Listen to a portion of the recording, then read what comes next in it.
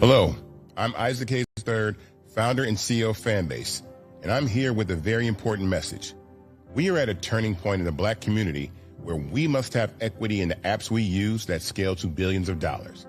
But this time, we own the infrastructure, we own the culture, and we shape the future.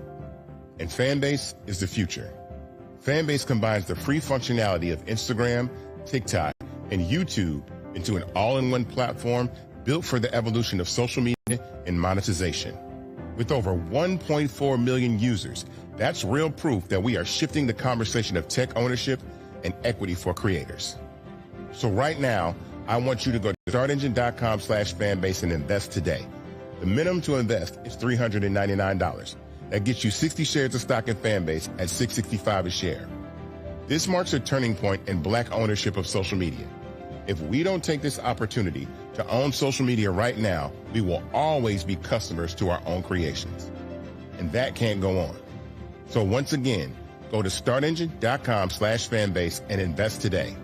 We must own the platforms where our voices live, our stories matter, and where our culture drives the world. Thank you.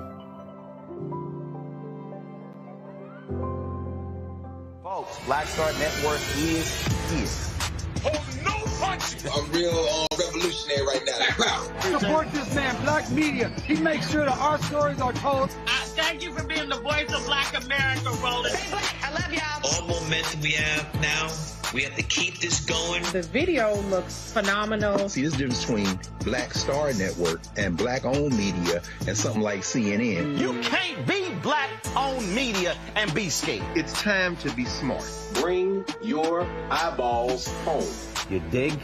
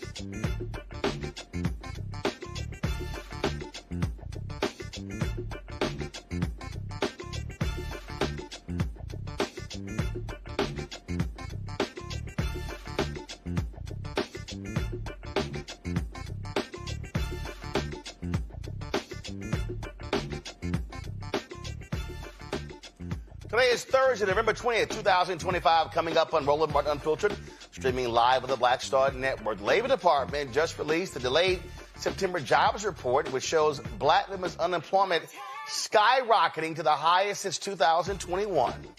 We'll talk about that with economist Morgan Harper. Also, ProPublica's investigation is exposing multiple women who died after being denied abortions, even with serious health risks. We'll talk to one of the reporters who worked on this story on black maternal health. In tonight's Crockett Chronicles, Congresswoman Jasmine Crockett calls out Donald Trump's administration's using federal power like an autocratic dictator would. No shock there. With the holidays coming fast, in our Black Star Marketplace segment, is Christmas in Color, a brand bringing culture, joy, and representation to your holiday decor. Plus, the races.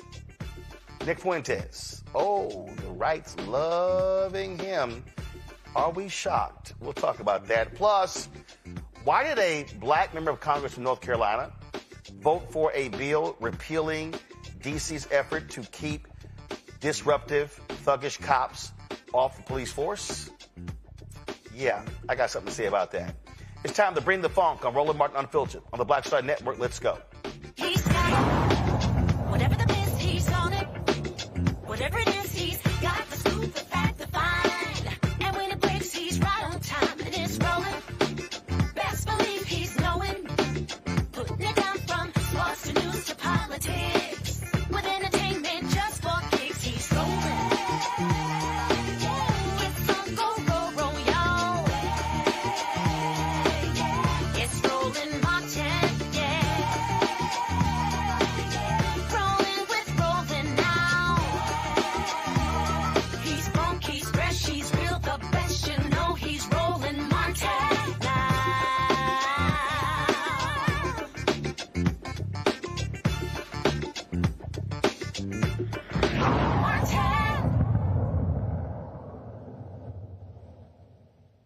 I remember a whole lot of quite loud and arrogant black folks and how amazing Donald Trump is going to be for the economy.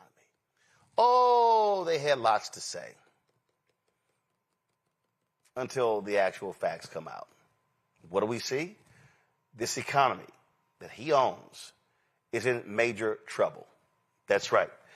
The delayed September jobs report. Now, first of all, the White House is touting, oh my God, look at this, 119,000 jobs added. Look at this growth. Really? A significant increase between 2000 and August. But the overall unemployment rate went up to 4.4%. Black workers, the unemployment rate remains unchanged at 7.5%.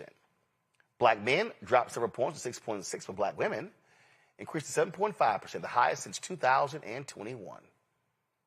The delayed jobs report reveals a concerning trend, highlighting that black women are facing the most significant challenges in this economy. Morgan Harper is the Director of Policy and Advocacy at the American Economic Liberties Project. She's just right now. Morgan, the White House is doing all they can to spin. But even Fox News is like, yeah, this sucks.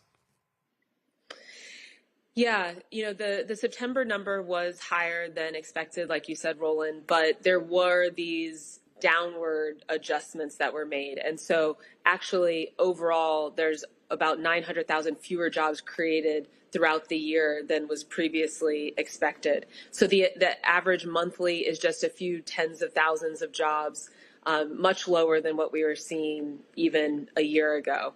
And I do think it's important, to go a little bit deeper here. I mean, we're seeing the uptick in black women unemployment. We've talked about that a little bit before. Not a surprise given some of the cuts that have been happening in the federal sector where a lot of us have been employed and had stable jobs.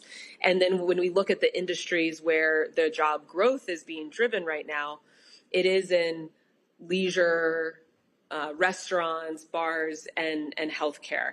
And so we have to also think about the quality of those jobs. If we were talking about restaurants and bars, then not necessarily getting a guaranteed salary, not coming with the benefits, and that can lead to other effects in things like consumer spending. Another thing that I thought was interesting was the number of people that have college degrees that are also looking. We're starting to see an uptick there, and people that have college degrees that are not able to find jobs, including some young people. When we look at some of the sectors that are having layoffs, including the technology sector, that's likely to impact some folks in that category. And then also, you know, when we're talking about the tech sector and some of the areas where we're seeing job loss, it is in transportation, warehouses, where those have also been driving a lot of the job growth more recently. But overall, you're exactly right that the promise of this administration from campaign to inauguration and on has been that they're bringing back the manufacturing sector. And this is another month where we've seen an ongoing loss in manufacturing jobs. Yeah, I mean, and again, that they claim all these amazing things are going to happen, and it's not happening. And I don't know if you saw last night's show. I got a kick out of whiny ass Lawrence B. Jones on Fox News going, it's only been 9 months. I mean, I don't know how you can put all this on Trump. Well, Fox News sure as hell put it all on Biden. Yeah. Yeah. And, you know, what's interesting is I don't know if you saw this press release that came out from the White House where they're touting all the accomplishments of the White House and how popular the accomplishments are. And it's, you know, pointing to things like fewer foreign students at universities. And, you know, we're starting to get beefing up border security. But then when you're asked to look at how people are feeling about the economy, that's the lowest result. And so it turns out, you know, some of these immigration targets are not actually helping anyone's bottom line. And it'll be interesting to see, you know, looking ahead to 26, how this all plays out. I don't know that the administration can count, or by extension, the Republican Party, a lot of folks that are going to be up. You know, is it going to matter some of these quote unquote cultural issues where they've been able to tout these so-called accomplishments when at the end of the day, these job numbers, the overall economic picture, and just how people are experiencing the economy right now is not very positive. And they're saying it when they're asked, and the polling is reflecting that. Well, that's one of the reasons why they have all of this spin. I mean, so they're trying everything to not talk about it. Even this, hang, shoot, execute Democrats. I mean, look, Donald Trump is trying to throw everything out here to keep people not focused on his pathetic job when it comes to the economy. Yeah, and I'm going to point to another thing for us to continue to monitor here is the healthcare sector. I mean, this is where a lot of jobs have been created, but that's another area of a lot of sensitivity, vulnerability. You know, so jobs are being created, but there's a lot of vertical integration in the industry, hospitals that are dependent on a lot of federal funds coming in that isn't necessarily guaranteed in this environment. And so that might not continue to drive that growth. And we're seeing, you know, the premiums are continuing to go up. Employers can't manage these costs. And that might also lead to a need to shed workforce or shed benefits, leading to other ripple effects in the economy for people if they have to go to the exchanges, should the exchanges continue to exist, if they're not getting employer-provided health care. So there's a lot of complexity here. I do think we're going to have to continue to look at health care. That's both immediate, just monitoring what's happening, but then also a discussion about what comes next. Because even in a world where the subsidies continue for the Affordable Care Act, these premiums are becoming unsustainable. Like I was saying, for a lot of employers, there's a lot of concentration of power where large companies that are on Wall Street are not necessarily focused on delivery of care or controlling costs, quite the opposite. And we've got to think through how to change those incentives to make sure that, yes, we continue to have a sector that's employing people, but also employing people to deliver medicine and care, not just reward shareholders. Well, it's going to be quite interesting to see how this plays out, and the economy is not getting better. There was I saw there was a front page. Do y'all have that front page of the Des Moines newspaper?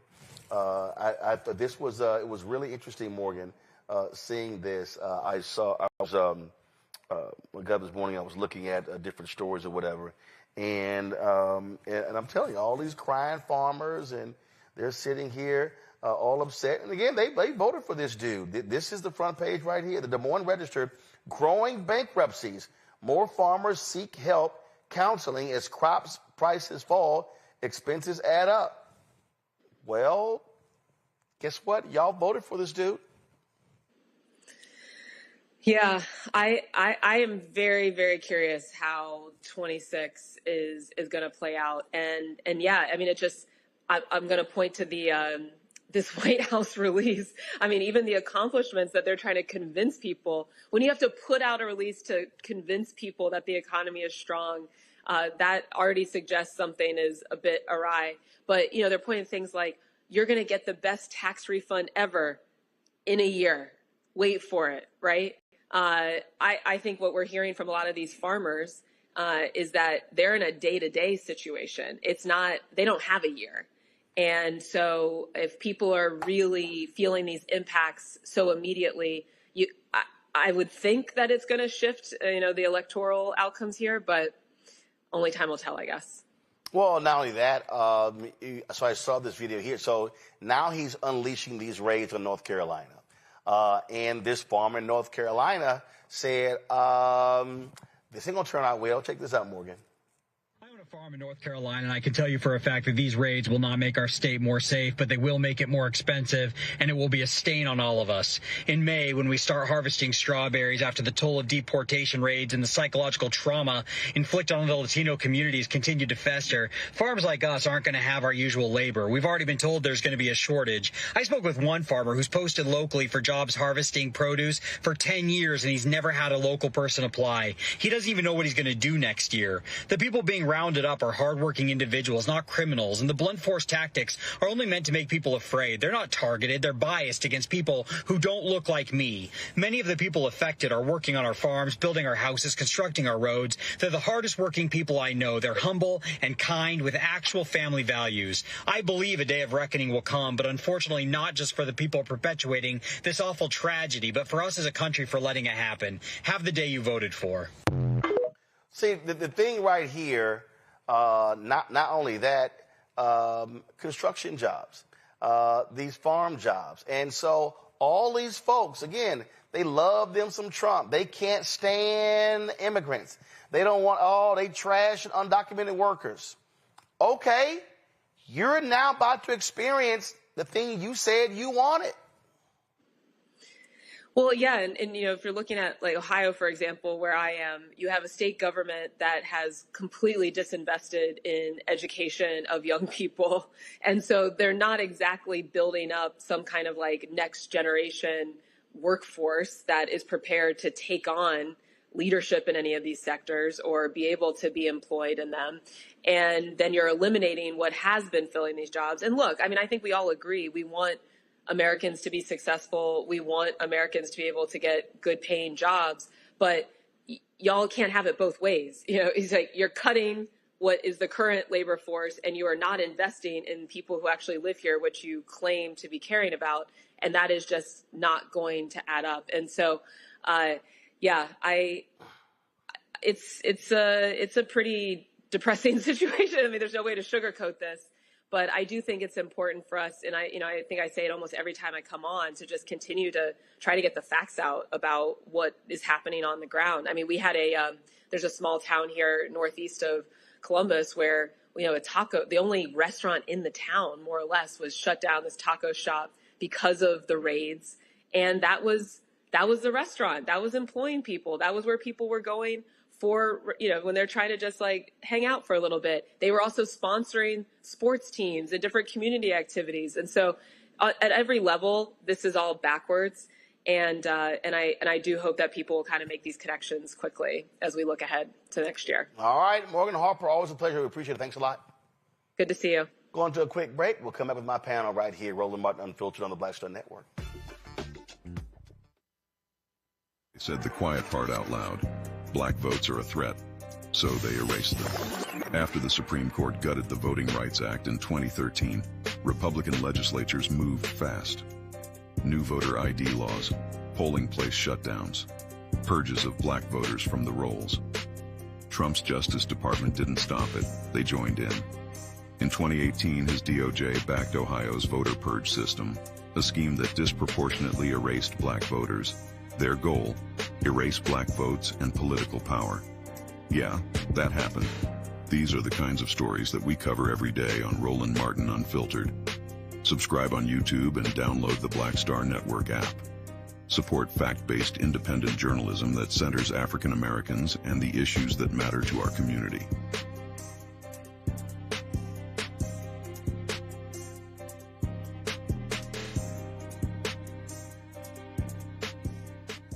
Carl Payne pretended to be Roland Martin. Holla! You ain't got to wear black and gold every damn place, okay? Ooh, I'm an alpha, yay. All right, you're 58 years old. It's over. And you are now watching Roland Martin Unfiltered. Uncut, unplugged, and undamn believable.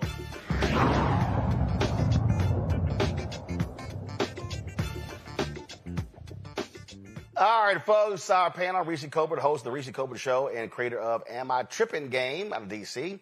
Of course, she's on Sirius XM Radio. We have Dr. Greg, we're joined a little bit later by Dr. Greg Carr, Department of Afro-American Studies at Howard University, Joy Chaney, founder of Joy Strategies out of D.C. All right, let's get right into it. I have been cracking up laughing. I really have about the jobs report. And every time it comes out, because it was always hilarious to me, Reese, for 4 years, how Fox News was just apoplectic. And they just could not understand how great the economy was every single month of Biden-Harris. It was like every single month. They was like, oh, damn, another good jobs report. And it was just driving them crazy. Yeah. And now it's killing them, and they're trying to find some glimmer of hope when it comes to Donald Trump. Listen to this. I thought this was pretty funny. The unemployment rate going up to what is a cycle high of 4.44% if you look at the full number. And it's not good news, because if you look at, these are people entering the workforce, not so much. The way that the Bureau of Labor Statistics calculates this, they interpret the numbers as follows. They use a Census Bureau population estimate to inflate the survey sample size to the U.S. population size. So the number that they're using, the census number they're using for population growth, is based on a comprehensive population update that was done at the end of last year. Chris Lowe, the economist, adjusted for known border crossings and deportations now under President Trump. The actual numbers likely show that half that number that was used in this calculation is reflected half that much labor force growth. So cut that labor force growth number in half. That is near zero employment growth in the household survey used to calculate the unemployment rate. So the unemployment rate an unemployment rate that is still 4.44%. That is the ratio in the sample. So it's like, if you adjust the calculation, it's not because of good news. And we all saw what happened there. It's not good news, Reese. I'm shocked that Fox News is admitting that the Trump administration is cleaning the books. This is a big reason why Donald Trump fired the statistician that is not typically a partisan position, so that he can get numbers in there that are more favorable to the story that he wants to tell. But it's important to note that these numbers are from September. We are days away from December, so we're not getting October numbers anytime soon. And I can only imagine what kind of carnage was done to the labor force because of the government shutdown, because of people having to pull back on spending and a number of things. There have been reports that seasonal hiring related to retail are much lower than they had been in prior years, even though there have been some strong numbers out from Walmart, and NVIDIA had a good earnings report. But there are a lot of warning signs in this economy. And the reality is this: all Donald Trump's funky ass had to do when he got in office was do nothing.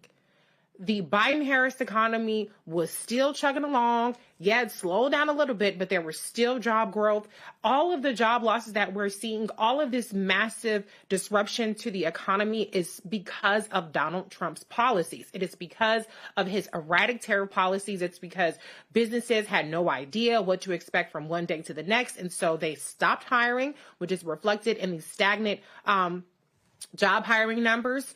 People stay put in their jobs, even if their jobs suck and they don't want to do that. People are having a hard time who are long-term unemployed, and prices are up. Inflation is up. So all of these errors that we're finding in the economy are unforced errors, and they are deliberate policy from this administration. And so Donald Trump can say whatever the hell he wants to say about this new word, affordability, or groceries is a new word, or whatever the word he's discovering because he's an out-of-touch billionaire. But you can't gaslight the American people on what they feel. And that's why even though Dems and all their flaws and their poor perception from the general public are kicking Republicans' ass on the generic ballot in 2026. But see, Joy, here's the thing that I think that people have to understand. It's very simple.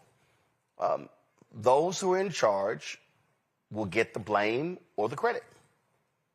Simple as that. That's you're going to get blame or credit. Democrats, and what's interesting is that the White House is trying to do the exact same thing the Biden White House did, telling people it's not as bad as they think it is. People are like, no, it is. And this is the thing that I have long said, and I said this when Biden and Harris were there, that all of these people who are out here, they were expecting this snapback economy. They were like, it was as if COVID never existed. So they were complaining about inflation. They were complaining about prices. They were blaming, well, what can you do about it? Knowing full well the president actually can't. Well, there were moves made by Biden that actually were smart when it came to gas, strategic oil reserve, all those different things, but got no credit for it. But here you have Mr. Oh, I can save the world. On day one, everything is going to change. Everything will be fixed. Day one. And these idiots actually believed him. They said, oh, day one, he's going to end the Ukraine-Russian war. Day one, he's going to end Israel and Hamas fighting in Gaza. Oh, day one, he's going to lower everything. And so they fell for it. Now, all of a sudden, they realize, damn, these tariffs are kicking our ass. So all of these people, and that's why I'm just sitting back, I got thoughts and prayers. All of these farmers who are complaining, don't look at us. Y'all voted for his ass. These folks in North Carolina, they are about to learn what's going to happen when all these places are getting raided. It was a country club that went off because ICE came onto their property trying to snatch folks and hadn't talked to anybody. And so all this stuff is going on. Then you got people like that fool out of Ohio, Jim Jordan, who posted this here. Doesn't it seem like Democrats would rather see President Trump fail than America succeed? I swear, Joy, for 4 years, that's all I heard Republicans want. They wanted the economy to crater. They kept predicting a recession for 4 years, every single week for 4 years, and it never happened. That's right. And we actually know that when Mitch McConnell was leader of the Senate and Donald Trump was coming in, he not only was betting on President Obama failing, he was waiting for it and trying to orchestrate it because they thought that was in their political interest. So, of course, Jim Jordan is telling on himself. No, I'm sorry. So you meant, okay, no, that was when Obama was elected president in 2009. Yeah, that's what I mean. Yeah, not Trump. Not Trump. I'm saying Obama. When he was elected, the Republicans were very open. So Jim, what he's doing is reflecting what is the Republican strategy. When Democrats are in office, we always are pulling for the American people. In this case, Reese is right. If Donald Trump failed, we probably would succeed. We had a stronger economy when he came in office than we have today. And I think we talk about the results of this economic downturn, but we don't talk about why. Roland does, which is great, but we got to dig deeper into it. It is because of the tariffs. It is because of the instability he has created in the market. It is because of his attack on things that are actually good for bottom lines that including everyone in the economy. It is his immigration raids, which has created destabilization in the housing market, in other markets around the country, in the farming market, etc. It is his deals with other countries, going back to the tariffs, that have actually hurt American farmers. All of those things are hurting American people at a time, to be clear, where costs are going up.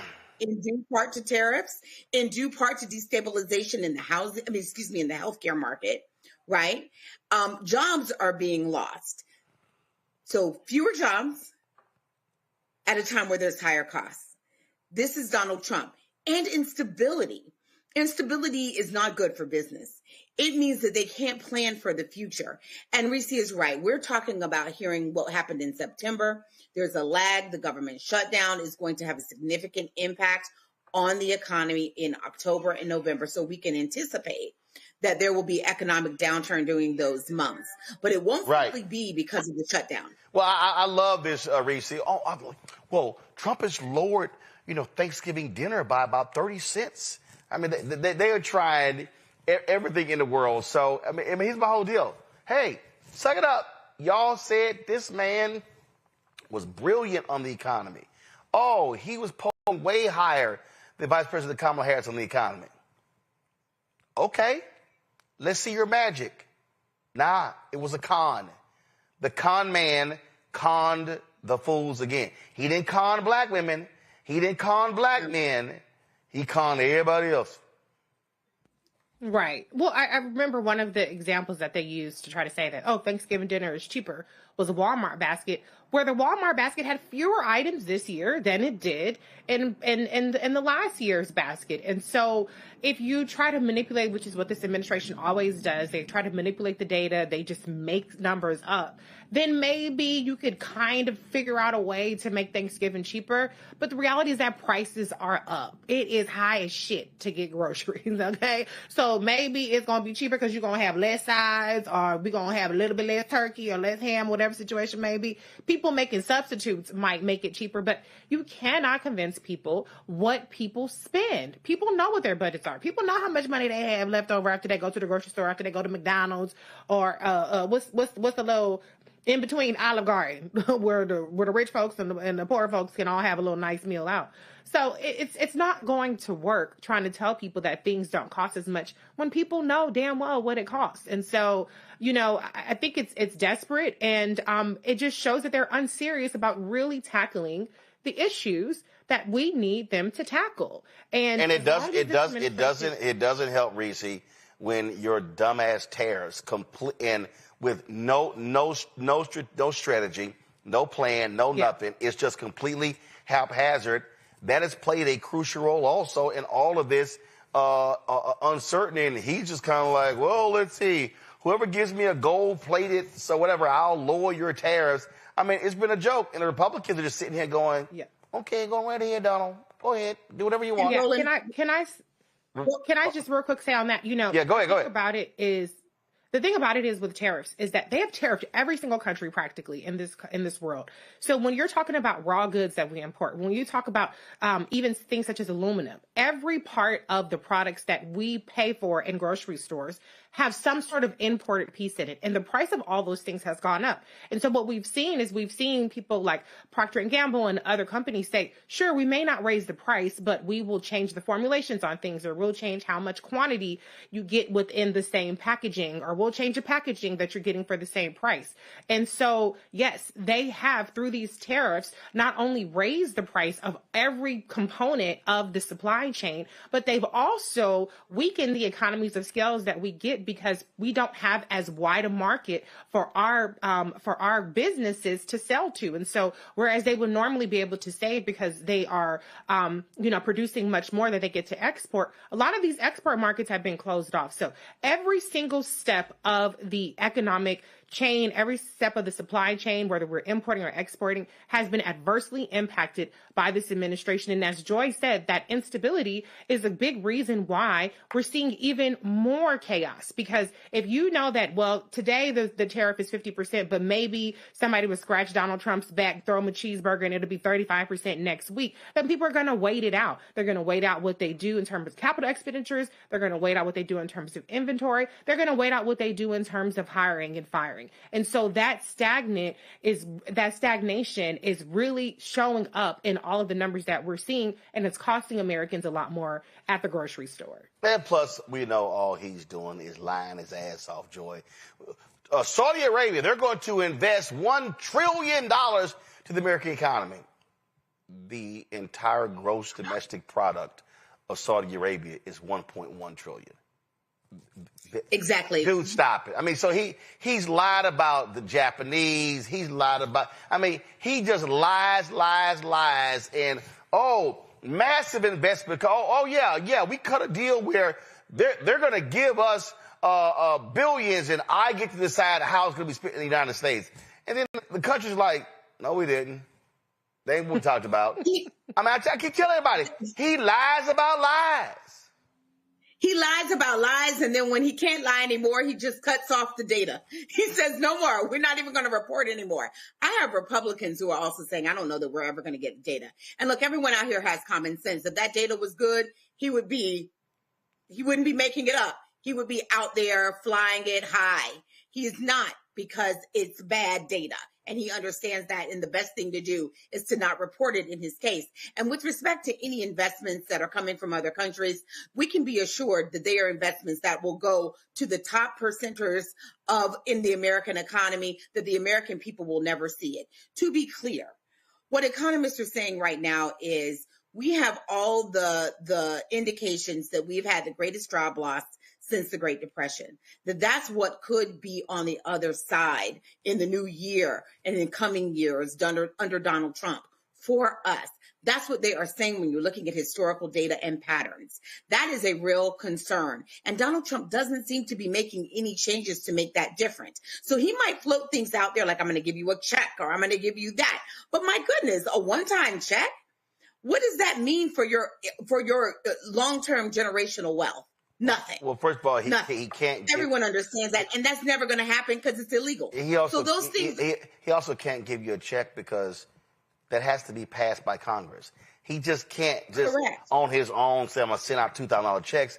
No, that has to be passed by the House and the Senate. So, but again, the idiots fall for it and they go, oh my God, Donald is great. He's going to send us $2,000. No, it's not. No, it's not, because y'all fall for the okie doke. And I'm telling you, all I'm doing as every day progresses. What did I say back in January? I said people have to FAFO, and so they have to learn the hard way. What did I say? They're going to have to experience maximum pain to then realize, oh my God, what was I thinking? And so that's why I'm sorry. I have no feelings if you're Muslim in Dearborn, Michigan, and you're pissed off that the racist right wing is protesting Muslims in Dearborn, Michigan, and y'all think that voting for Trump gave you cover. I don't. I don't have any feelings for farmers in Nebraska and Iowa and Wisconsin and Pennsylvania and North Carolina and Georgia and Michigan that voted for Trump. I don't. If y'all are going bankrupt, I'm sorry. I don't have anything for you because y'all voted for him. If you're Latino and you're Cuban and you're Venezuelan and I'm sorry, y'all about to get deported and he's sitting here removing your legal status, sorry. Bottom line is your fellow countrymen and women who were voters, they voted for this.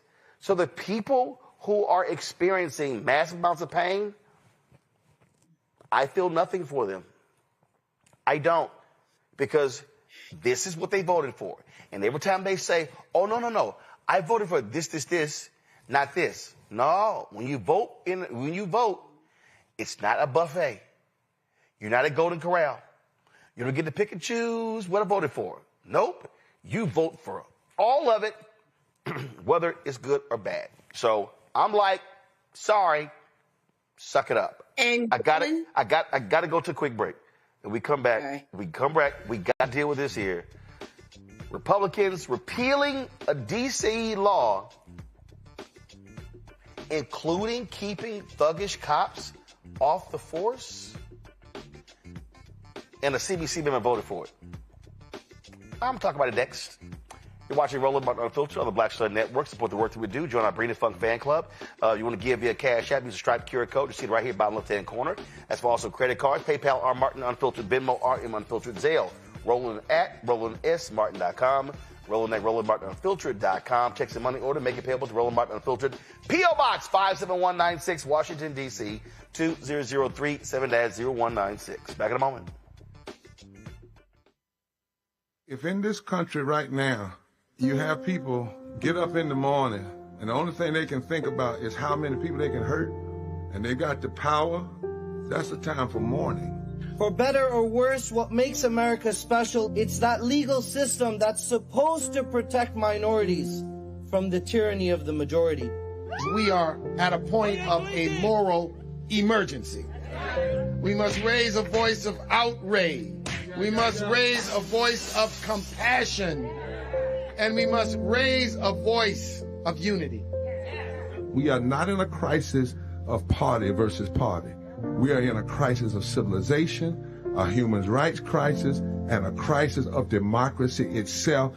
And guess what? You've been chosen to make sure that those that would destroy, those that would hate, don't have the final say, and they don't ultimately win.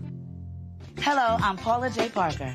Truly proud on the Proud Family, louder and prouder on Disney+. And you're watching Roland Martin Unfiltered.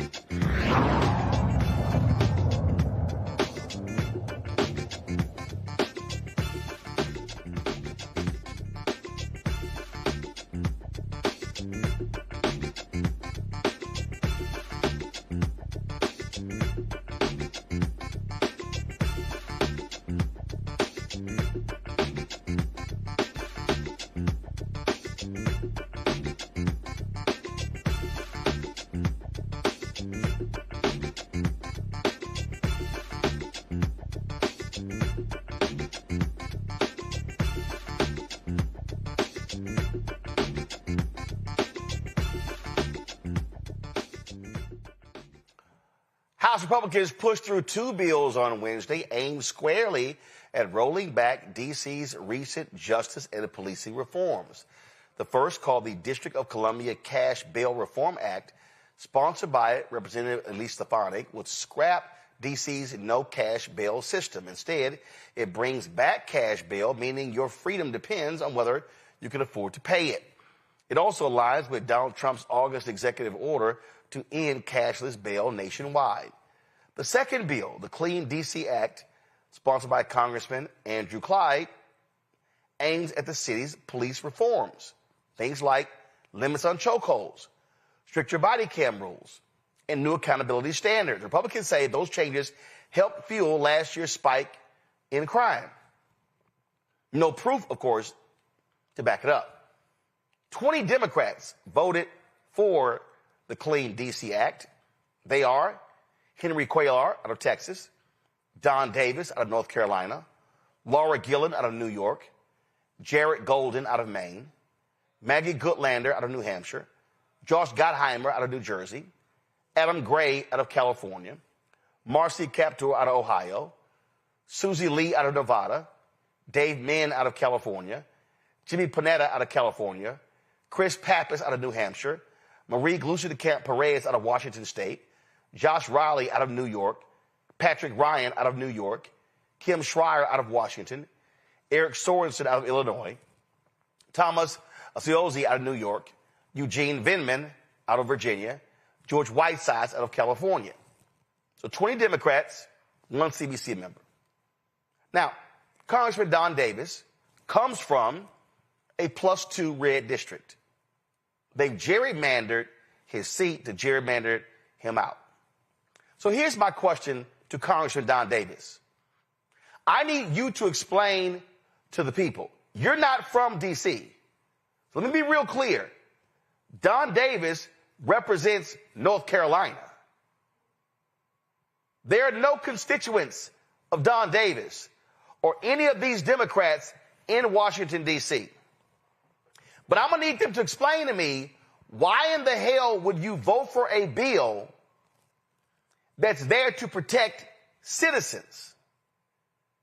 Explain to me the logic behind this. We reached out to his office, no response. I text him, no response. But this is the kind of crap Republicans do because Congress has oversight over D.C., Republicans in charge, they can do whatever they want. And these 20 Democrats should be challenged on that. These 20 Democrats should be challenged on, y'all like chokeholds? Are y'all saying that you don't want body cams? Are you saying that you don't like accountability? But it's amazing. No answer. Or I'm going to keep texting him, and I'm going to call him. Because that's shameful and despicable. And these 20 Democrats and Republicans should be called out because they clearly don't give a damn about the residents. Reese?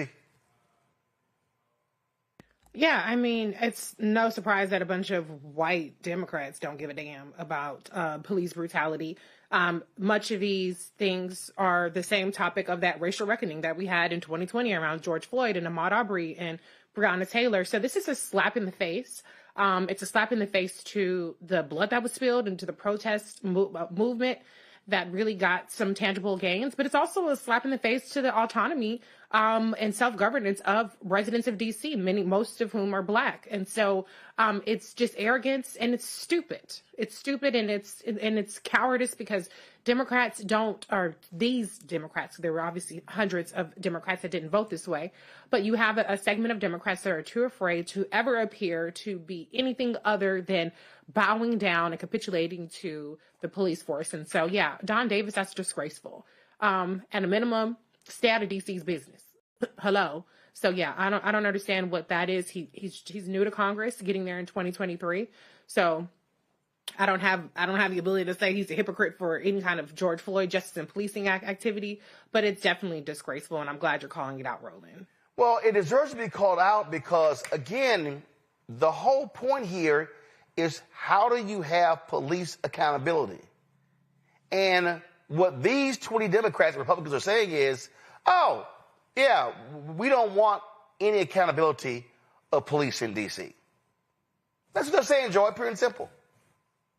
That is what they're saying. What they're also saying is that their constituencies want to see law and order, and they can't do anything about it on their local streets because, of course, a member of Congress doesn't control local policing policy. So they're going to do it by proxy, beating up on the people of Washington, D.C., interfering with their ability to engage in home rule. I have a friend on that list. I was surprised to see him, so apologies for being taken aback. I will be reaching out to that friend to say, WTF, please explain your vote. And of course, I'm a former staffer. I don't, I'm not going to, say that there can't be some reason why they would have voted for them. But my guess is that they think that if they can capitulate, they don't really support this bill, but they feel like if they can be on the record that somehow that's going to endear them to their constituents. Guys, it'll never work. First of all, it's an easy answer. It's an easy answer. If you get criticized, say, I don't represent Washington, D.C. Exactly. That's all you got to say. The answer is, if you pull this up again, y'all, look at the people who voted for it. I'm going to read, where are they from? Texas, North Carolina, New York State, California, Maine, New Hampshire, New Jersey, California, Ohio, Nevada, California, New Hampshire, Washington State, New York State, Washington State, Illinois, New York State, Vinman, out of Virginia, California. The answer is real simple. Those are not my constituents. I don't represent them. And the bottom line is, so go to my iPad. This is from WJLA. The law that was passed, y'all, it now goes to the Senate.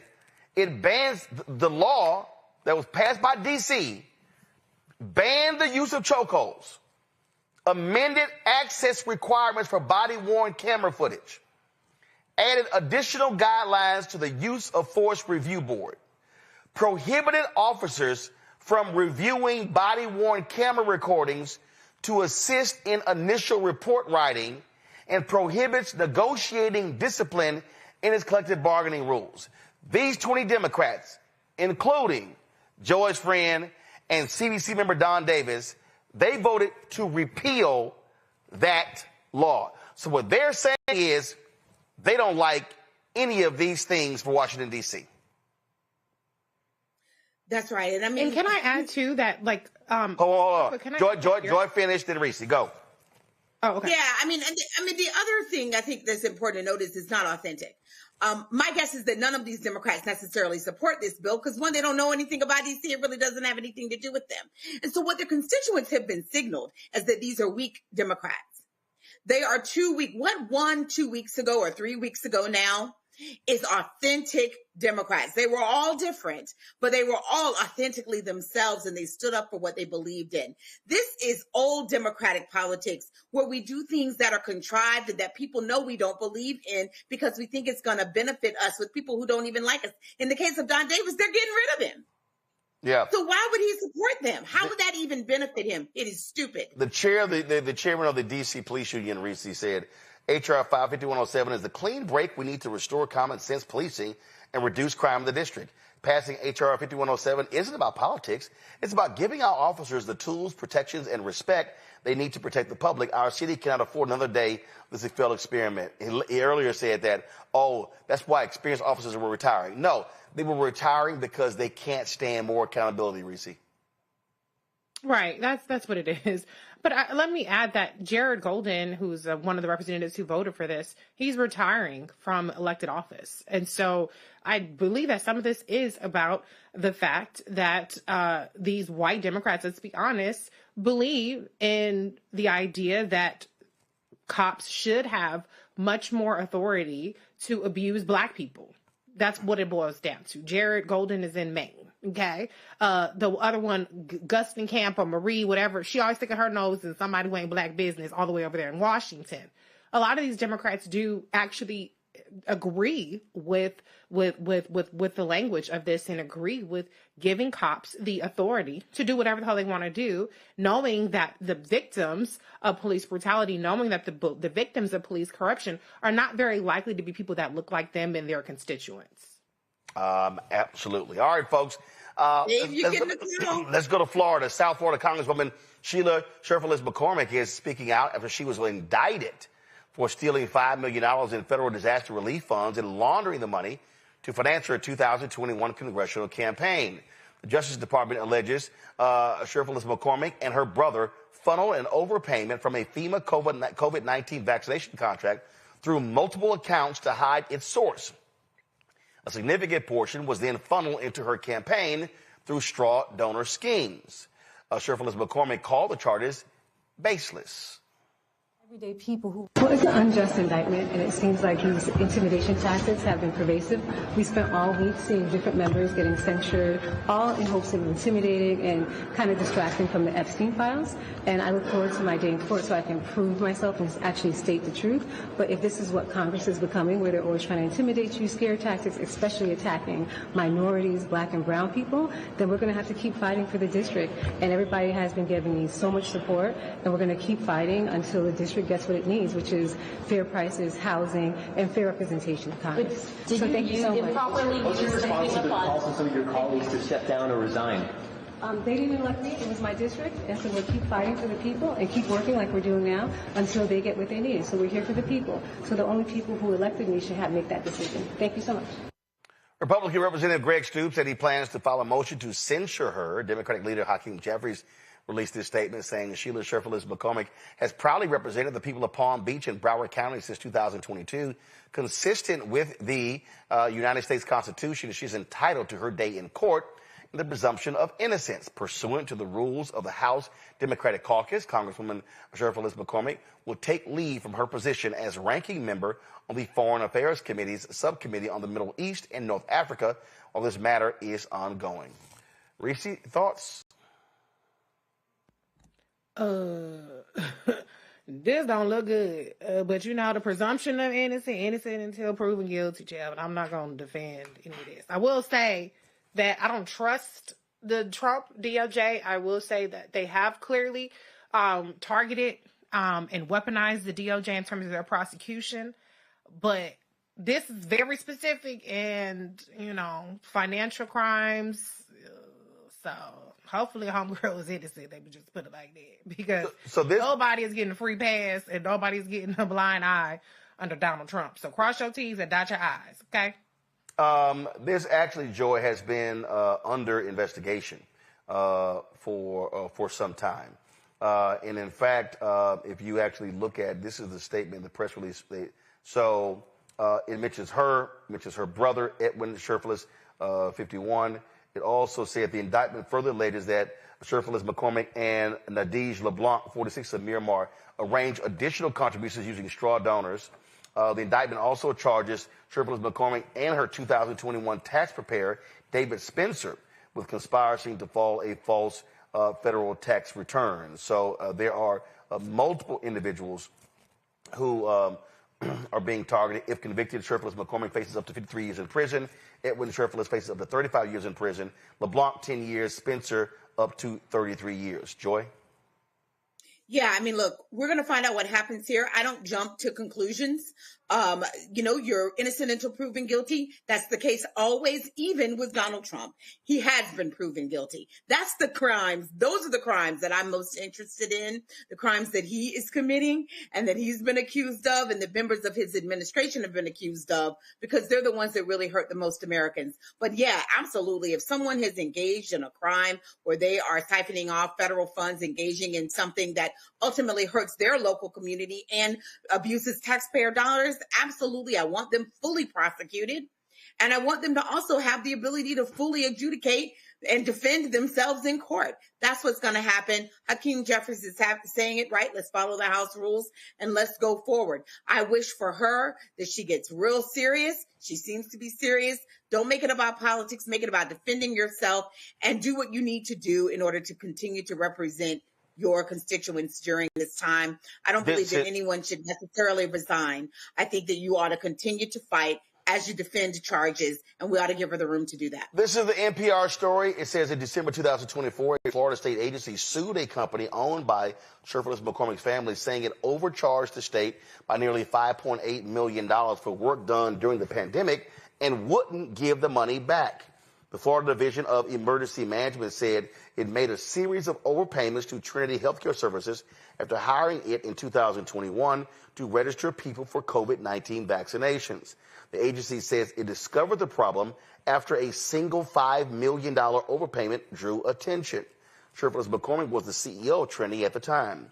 The Office of Congressional Ethics said in a January report that Sherfless McCormick's income in 2021 was more than $6 million higher than in 2020, driven by nearly $5.75 million in consulting and profit-sharing fees received from Trinity Healthcare Services. In July, the House Ethics Committee unanimously voted to reauthorize an investigative subcommittee to examine allegations involving Sherfless McCormick. So we will tell you what happens next with this story. All right, y'all, we come back. ProPublica has a great story talking about women who have lost their lives because of these strict abortion laws, and also how black women are being adversely impacted as well. We'll talk about that. Talk about Nick Fuentes. It's a lot of stuff I want to get to and deal with. And so y'all know we are absolutely always ready to bring the funk right here on Roland Martin Unfiltered on the Black Star Network. Don't forget, support the work that we do. Also, we're going to hear from Ryan Coogler today. Chadwick Boseman got a star on the Hollywood Walk of Fame. Folks, if you want to support the work that we do, join our Bring the Funk fan club. If you want to give via Cash App, use the Stripe QR code. You see it right here, bottom left-hand corner. That can also be used for credit cards. PayPal is R Martin Unfiltered. Venmo is RM Unfiltered. Zelle, Roland at RolandSMartin.com. Roland at RolandMartinUnfiltered.com. Checks and money order. Make it payable to Roland Martin Unfiltered. P.O. Box 57196, Washington, D.C. 2003-7-0196. Back in a moment. Next on the Black Table with me, Greg Carr. Our legal roundtable is back in session as we look at yet another potential landmark case being considered by the United States Supreme Court. This one is called 303 Creative versus Alennis, and may be the most important and far-reaching First Amendment, that is freedom of speech, case of our time. It could, depending on how the court rules, open the door for a return of Jim Crow segregation laws. It's true. If you say we can discriminate against one, you're saying we can discriminate against all. That's on the next Black Table. Don't miss it. Right here on the Black Star Network. Hi, I am Tommy Davidson. I play Oscar on Proud Family, Louder and Prouder. I don't play Sammy, but I could. Or I don't play Obama, but I could. I don't do Stallone, but I could do all that. And I am here with Roland Martin on Unfiltered.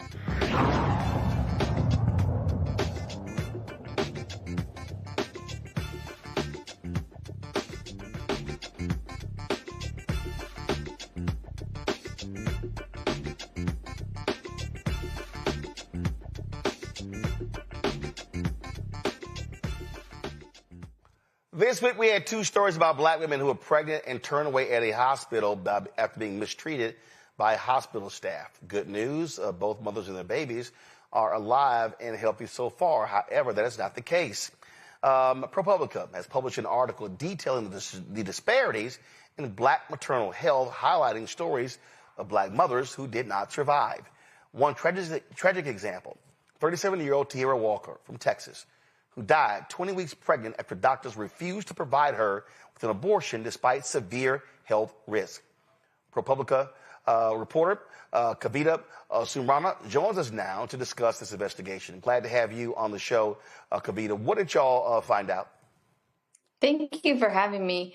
Well, I think the most important thing to know about this particular story is looking into that the fact that abortion bans in the United States don't have real health exceptions for the kinds of risks that women routinely face in pregnancy. And this case really shows that. Tiara Walker, who lived in San Antonio, she was 37, a dental assistant with a 14-year-old son, spent much of her pregnancy in the hospital. She had skyrocketing blood pressure, diabetes, then she developed a seizure disorder and blood clots, and she entered her pregnancy sick, and she got sicker as it went on, as doctors expected. But despite that, and despite asking if an abortion would protect her health, she was never offered that option, her family says, who spent much of the time in the hospital with her, and her records show as well, which we reviewed in depth with more than a dozen maternal health experts across the country. And when you look at how much time she spent in the hospital and see that at least 90 doctors were involved in her care, I really think it points out to how these laws have changed women's health care in Texas and other parts of the country. And because we know that there's a maternal mortality crisis, a maternal death crisis in the United States already before this, and that has fallen hardest on the Black community because of longstanding issues in both, healthcare systems and socioeconomic factors and racial discrimination in the healthcare system, that these laws just worsen that. And this was exactly what many of us said was going to happen. And part of the problem is that you have doctors who are so concerned because they don't know what the hell to do, threats to take their license. And so many folks say, you know what, we're not going to do anything. Yes, in this case, we tried to reach out to some of the doctors involved in key parts of her care.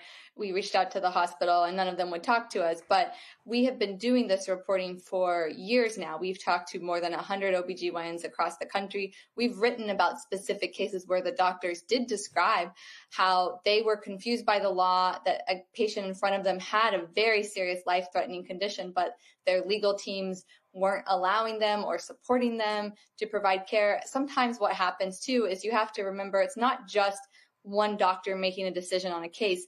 These doctors have to work with a whole staff, and especially when a procedure is complicated. So there's a lawsuit going on right now in Texas of a woman it was written in her records that she needed a life-saving abortion because she had end-stage renal disease, but they couldn't find an anesthesiologist who would participate in the care. So the doctors were ready to, but one doctor who was key wouldn't, or sometimes you hear it's nurses. They can't find a nurse who will help. So, these laws, even when there's misinformation about them, really get in the way of care and even talking about counts, because that's what stands out in this case with Tiara is that no one was even talking to her about it. She was trying, her family who was with her says she was trying to ask and advocate for herself and ask, would it be safer for me to end this pregnancy so I can be here for my son? And they feel that she was dismissed and told over and over, your pregnancy is healthy and we're just going to work on getting your health under control. But her health never got under control. And at 20 weeks, she died of preeclampsia. Yeah, and again, this woman's dead. And let's be real clear. Texas Republican lawmakers, they don't give a damn. We always try to reach out to the lawmakers who've written these laws. And the legislature had made a small change to the exception in their law this past year. So we reached out to them to ask, that exception or the language was not in effect when Tiara Walker's case happened last year. Do they think it would change the outcome for a patient with similar conditions going into pregnancy, again, with uncontrolled blood pressure, diabetes, and a seizure disorder? Is that what they intended with this law? Because doctors who've spoken to us, they're not sure if their hospitals will support them. And you would think it would be an easy answer to respond to, but we only heard back from one Democratic state senator who just told us that she had pushed for a clear health exception, but her Republican colleagues, they listen to the far right of their base that really doesn't want to see any exceptions in these laws. I think that's something important to point out, that at every step, not just in Texas, but in other states that have these laws on the books, the anti-abortion activists who have basically written them and supported them, they really fight back against any effort to create a health risk exception. There are exceptions called for the life of the mother, but they're written in ways that are supposed to be for emergencies or extremely narrow. And when anyone tries to say, why isn't there one for just a high-risk pregnancy? That's what so many women in America face. They go into pregnancy with underlying chronic conditions, or they may develop them in pregnancy. They've fought back and they've won. Questions from the panel. Joy, you first. Well, first of all, thank you so much for doing this story. What is the family planning to do in terms of a lawsuit, right? Are they going to sue? Because the counterbalance here has to be malpractice suits that are levied against these doctors and the healthcare professionals in the hospital to make them give pause to say, look, not only are there these laws, but our hospital might shut down because of the lawsuits and the legal fees that we might have to pay because of these decisions, so that they will put pressure on their elected officials to create exceptions that protect them and their patients. That's what we'll be watching. The family wants justice. They want accountability. And they've engaged a lawyer who is looking into filing a lawsuit and what kind of legal remedies there can be. Because one thing people don't think about is that there's often, in Texas, I don't know all the specifics, but the lawyer that they're working with did tell me that there's extremely strong protections for emergency room doctors. It's a very high bar. So sometimes even when something, a wrongdoing has clearly happened, it can be very hard to sue. But they're going to try, and they're also, there's other remedies. I think if the state legislature cared, they could, a legislator could file a complaint with the Texas Medical Board to have them look into this case and get more clarity. So that's something we'll be watching. I do know that there's a number of malpractice cases that are starting to be filed in Texas, and it will raise the question of, have these hospitals been too afraid of their felony charge that is a theoretical charge from the state, and not worried enough about their patients and the malpractice that they could become liable for. That's right.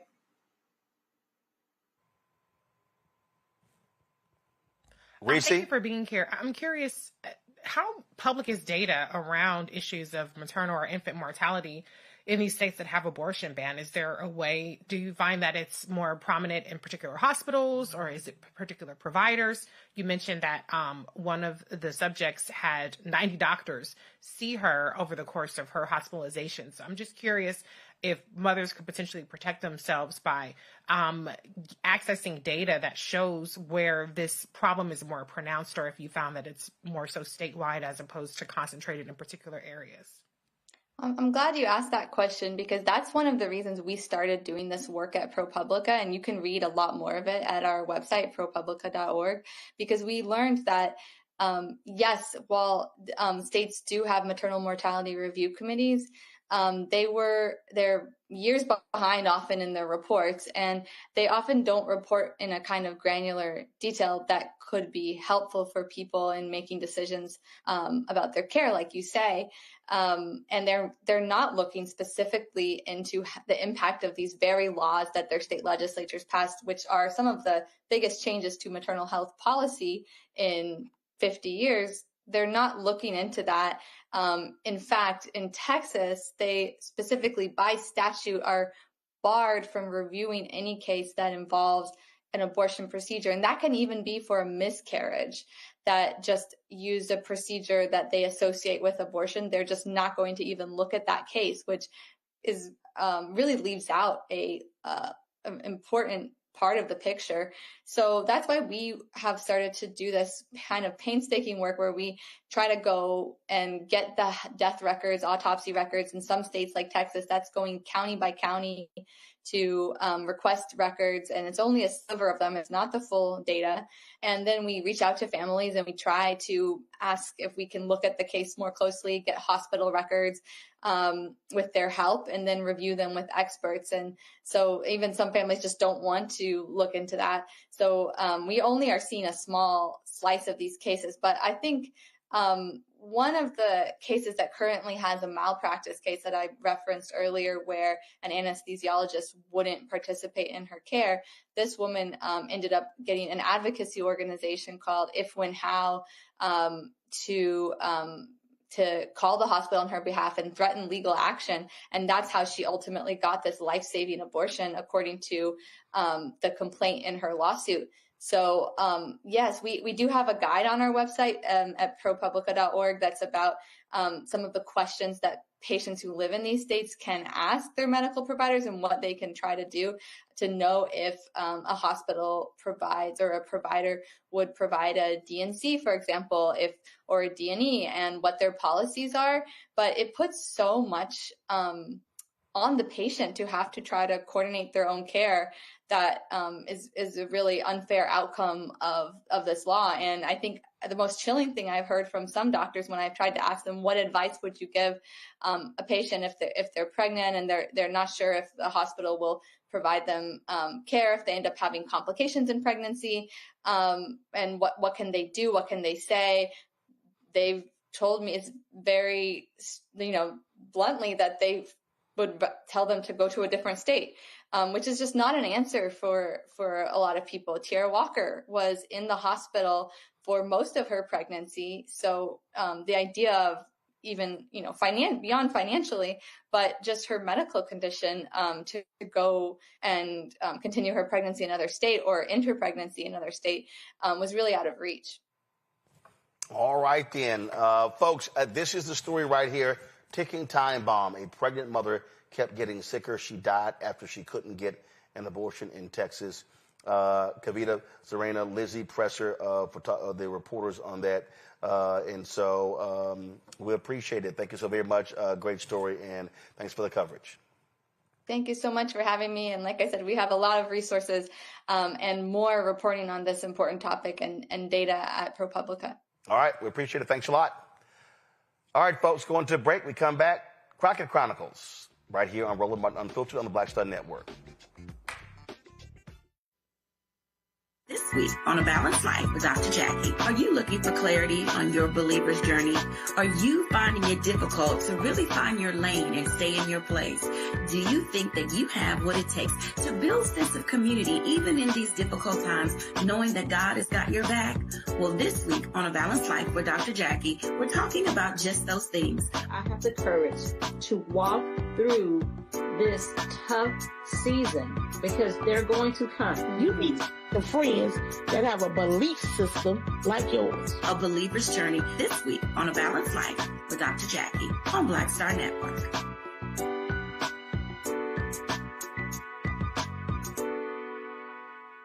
This week on The Other Side of Change. Book bans, anti-intellectualism, and Trump's continued war on wisdom. This is a coordinated backlash to progress. At the end of the day, conservatives realized that they couldn't win a debate on facts. They started using our language against us, right? Remember when we were all woke and the woke movement and all that kind of stuff?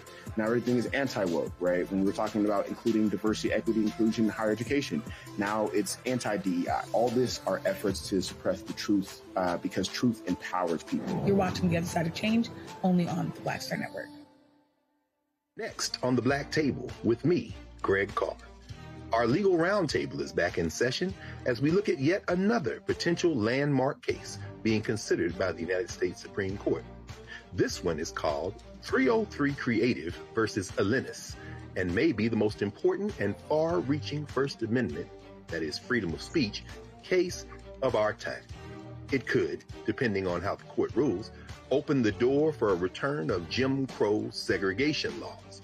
It's true. If you say we can discriminate against one, you're saying we can discriminate against all. That's on the next Black Table. Don't miss it. Right here on the Black Star Network. Hatred on the streets, a horrific scene, a white nationalist rally that descended into deadly violence. White people are losing their damn minds. As an angry pro-Trump mob storms the U.S. Capitol, we're about to see the rise of what I call white minority resistance. We have seen white folks in this country who simply cannot tolerate black folks voting. I think what we're seeing is the inevitable result of violent denial. This is part of American history. Every time that people of color have made progress, whether real or symbolic, there has been what Carol Anderson at Emory University calls white rage as a backlash. This is the rise of the Proud Boys and the Boogaloo Boys. America, there's going to be more of this. Here's all the Proud Boys, guys. This country is getting increasingly racist in its behaviors and its attitudes because of the fear of white people. The fear that they're taking our jobs, they're taking our resources, they're taking our women. This is white fear.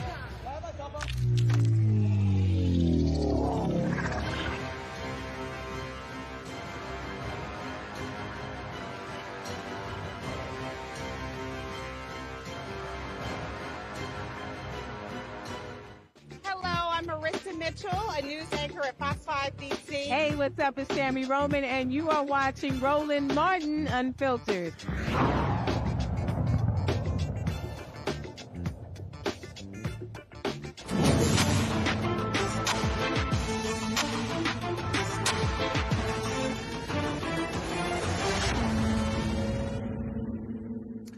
Congresswoman Jasmine Crockett on the House Judiciary Committee went off on the twice impeached, criminally convicted felon-in-chief, Donald Trump. Watch. Since January, Donald Trump has used the full power of the federal government to attack Americans in cities across the country. In Donald Trump's America, you are at increased risk of experiencing militaristic operations in your home, increased risk of being subject to detainment by mass thugs and wannabe vigilantes, increased risk of suffering injuries due to reckless and illegal acts by rogue federal agents, increased risk of being deported to foreign nations even if you are an American citizen, and you're at an increased risk of being targeted by federal government for criticizing the president and his friends. Congressional Republicans have completely abandoned their Article I powers and have exchanged their responsibility to their constituents with fealty to the president. They have allowed the president to morph federal agencies into instruments of autocracy. And as a result, the president has been able to ignore federal law, disregard court orders, and implement the largest pay-for-play scheme in American history. The White House, well, what's left of it anyway, is literally up for sale. The federal courts have characterized this presidency as, quote, lawless. In fact, when ruling against illegal acts committed by the administration, a Republican-appointed federal judge stated, quote, the court cannot imagine how the public interest might be served by permitting federal officials to flaunt the very laws they have sworn to enforce. In a separate case where the administration was sued for unlawful acts, the judge, also a Republican appointee, stated, quote, allowing constitutional rights to be dependent upon the grace of the executive branch would be a dereliction of duty by this third and independent branch of government and would be against the public interest. But in another case, the court summed it up perfectly by declaring, quote, as is becoming far too common, we are confronted again with the efforts of the executive branch to set aside the rule of law in pursuit of its own goals. Judiciary Committee Republicans have been completely complicit in this corruption. But since they're so interested in restoring law and order, I have a couple of suggestions on where they can start. Number one, this is the President of the United States standing beside his best friend, Jeffrey Epstein. As we all know, Mr. Epstein is one of the most notorious sexual predators in American history. For 8 weeks, the Republicans on this committee have chosen to protect these two men instead of providing justice to Mr. Epstein's victims. Now the administration is panicking. First, they campaigned on releasing the Epstein files. Then AG Bondi and Associates did a photo op with the files. And she said, and I quote, the Epstein list is on my desk. Then somehow the Epstein list didn't exist. Then the Epstein files became a Democratic hoax. Now the president is supposedly supportive of releasing the files, even though he's currently ignoring a congressional subpoena to do so. Now the president is simply crashing out. And it's because he can't seem to explain his special decades-long relationship with one of the most prominent sexual predators in American history. It's already public that he's in the Epstein files, but his administration is hiding the context of his involvement, if any, with Mr. Epstein's horrific crimes. Now, this is Miss Ghislaine Maxwell. Miss Maxwell, who obviously helped Jeffrey Epstein traffic more than 1,000 women and girls, well, Donald Trump is now giving her special treatment while she's serving out her prison sentence. He won't even rule out giving her a pardon or commuting her sentence. I don't need to explain why pardoning sex traffickers wouldn't be restoring law and order. Now, this is Secretary of Homeland Security, Kristi Noem. Not only has Secretary Noem been busy filming propaganda ads, she's also been busy cashing in on millions of taxpayer dollars. In fact, Secretary Noem has funneled millions of dollars to a company called the Strategy Group. The Strategy Group helped Secretary Noem win her campaign to become the governor of South Dakota. Corey Lewandowski, her top policy advisor, has worked with the firm. And the company's CEO is married to Secretary Noem's chief spokesperson, Mrs. Tricia McLaughlin. This is what corruption looks like. They're stealing money from the American people's pockets and depositing it into their bank accounts. Now we move on to yet somebody else. This is the so-called border czar, Tom Homan. Mr. Homan is on tape accepting $50,000 in cash bribes stuffed in a brown paper bag from an undercover FBI agent. Apparently, Mr. Homan accepted these bribes in exchange for awarding federal contracts to his friends. Trump's Department of Justice killed the investigation into Mr. Homan's crimes, and congressional Republicans didn't say a mumbling word. Lastly, this is insurrectionist and Nazi sympathizer Ed Martin. It appears that Mr. Martin is functioning as the Associate Deputy Attorney General, Pardon Attorney, Director of the Fake Weaponization Working Group, and Special Attorney for Mortgage Fraud. All that means is that Mr. Martin is Trump's lapdog, whom the president sends to initiate lawsuits against the president's perceived political opponents. This is what we call organized crime. They're breaking the law, often by stealing taxpayer dollars, covering up their crimes by ending and obstructing investigations, then prosecuting people who call out their unlawful behavior. And while the Republicans are encouraging this corruption, they're abandoning actual victims of violent crime and ignoring the Republican-led state's 21st century murder crisis. In September's appropriation markup, congressional Republicans proposed reducing the FBI staff by thousands of positions and underfunding the agency by more than $1 billion. They've proposed slashing resources from the ATF. They've proposed cutting grants for juvenile justice programs and hate crimes and eliminating the community violence intervention and prevention grants. They're literally defunding the police. So no matter what they say at today's hearing, congressional Republicans have proven that they are not investing in keeping American communities safe from violent crime. Mr. Chairman, I yield back. You know, it's hilarious sitting there listening to Congresswoman Crockett talk about corruption, Reese.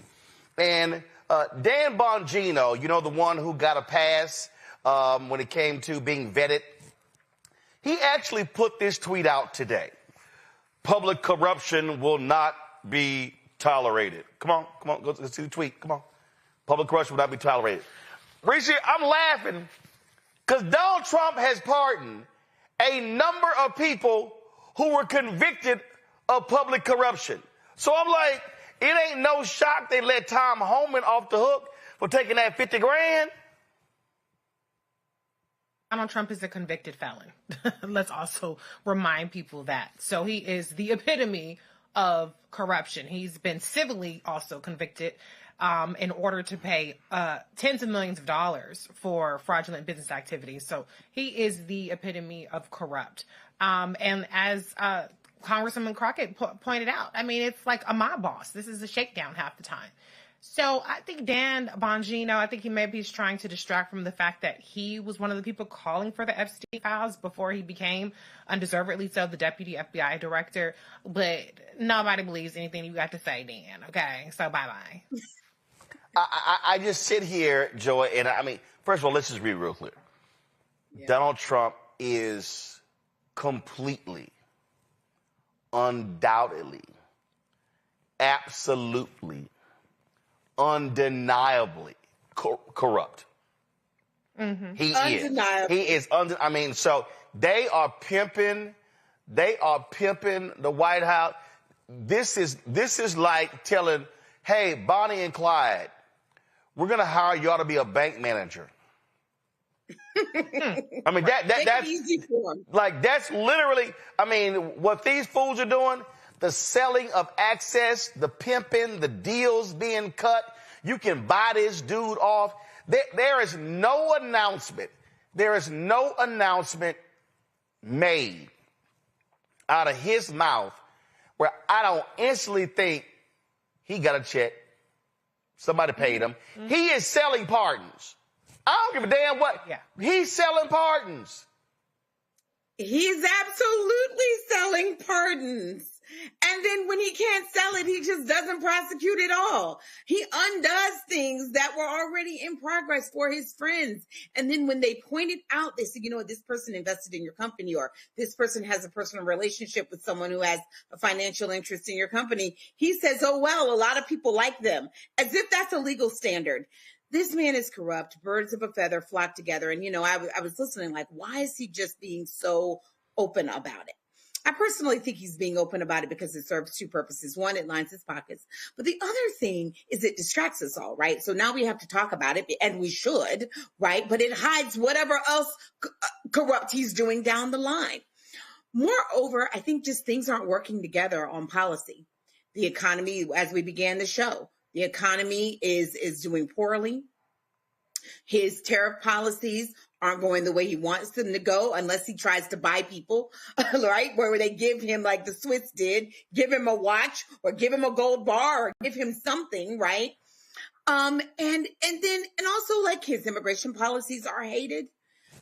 All around, he's seeing failure after failure. Governing is harder than it's ever been. And his foreign policies are not the success that he purports them to be. And so he's going back to what he knows. Well, what he knows is the grift. Look, he wants to be a dictator. He desperately wants to be a dictator.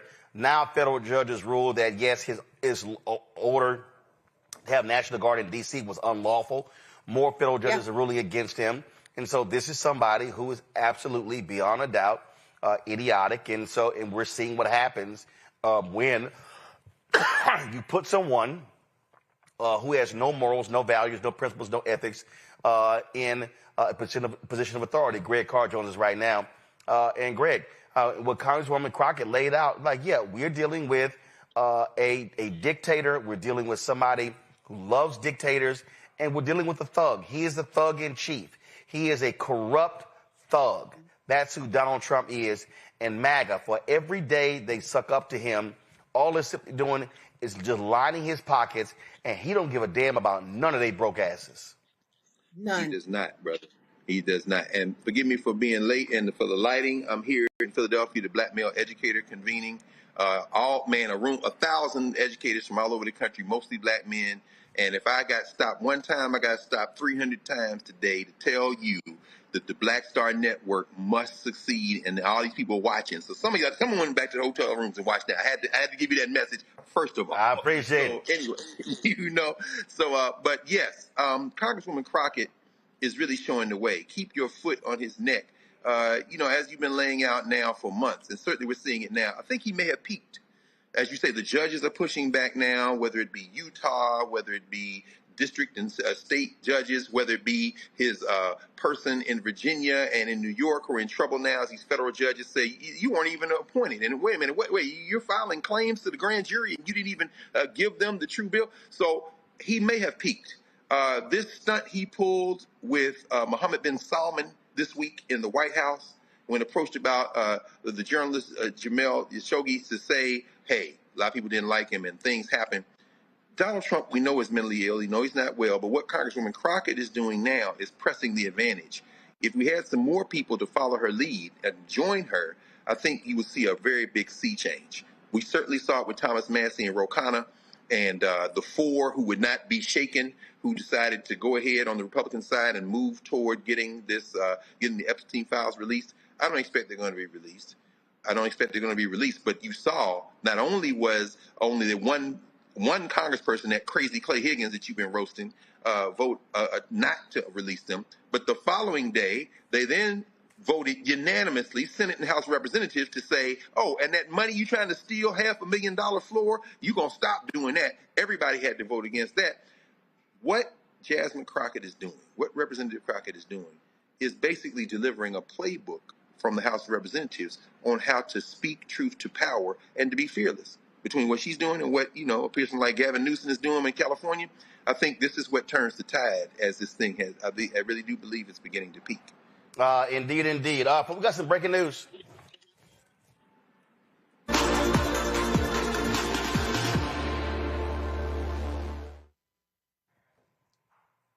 Fugees rapper Pras Michel, 14 years in federal prison. He was sentenced today in a court in D.C. This is Associated Press story right here. He, of course, sentenced to 14 years in prison over illegal donations to the Obama campaign. The story lays out right here that he declined to address the court before he was being sentenced. In April 2023, he was convicted of 10 counts, including conspiracy and acting as an unregistered agent of a foreign government. Of course, a number of people testified in that trial, including Leonardo DiCaprio, as well as former Attorney General Jeff Sessions. Justice Department prosecutors, this is the AP story, said federal sentencing guidelines recommended a life sentence for Michel, whom they say, quote, betrayed his country for money and lied unapologetically and unrelentingly to carry out his scheme. His sentence should reflect the breadth and depth of his crimes, his indifference to the risk to his country, and the magnitude of his greed. His attorney said the 14-year prison sentence was, quote, completely disproportionate to the offense. He is going to appeal his conviction.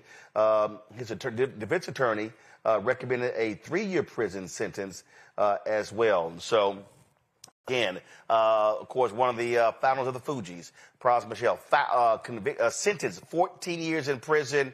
Hey, there's a way to get out. Now, granted, he was sentenced for trying to funnel donations to Obama. But trust me, we know how Trump works.